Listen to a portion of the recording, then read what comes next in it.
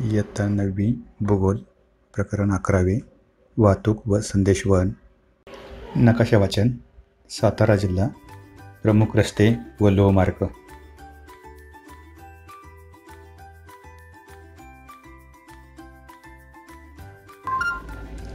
नकाशा वाचन करताना आपल्याला वाहतुकीच्या मार्गांचे आकृतिबंध पाहता येतात. काही ठिकाणी वाहतुकीच्या मार्गांचे दाट जाळे दिसते. तर काही भागात विरळ जाळे दिसते.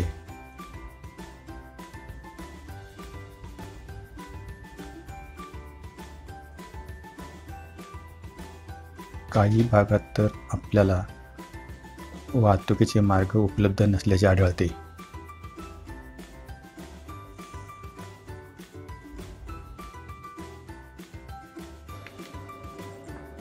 एखादा प्रदेश वाहतुकीच्या मार्गांपासून कोणत्या कारणामुळे वंचित राहतो, कोणत्या कारणामुळे वाहतुकीचे दाट जाळे निर्माण होते, असे अनेक प्रश्न आपल्याला पडू शकतात.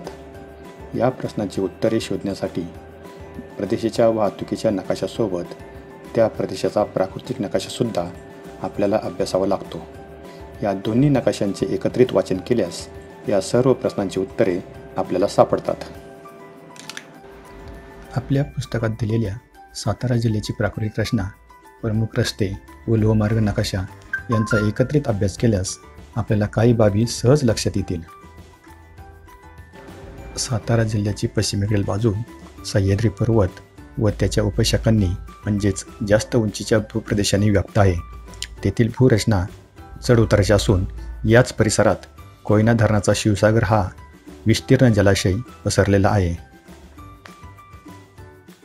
सातारा जिल्ह्याचा मध्य भाग व पूर्वेकडील भाग हा कमी व मध्यम उंचीचा आहे.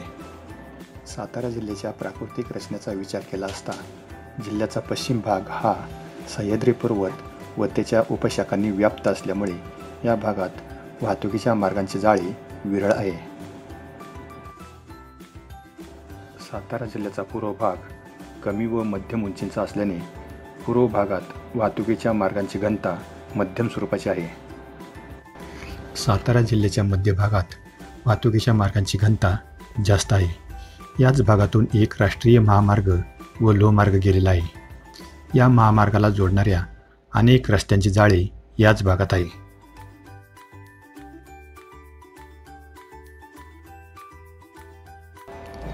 यावरून आपल्या हे लक्षात येईल की प्राकृतिक रचनेचा म्हणजेच डोंगर, दऱ्या, नद्या इत्यादींचा परिणाम प्रदेशातील वाहतुकीच्या मार्गांच्या विकासावर होतो.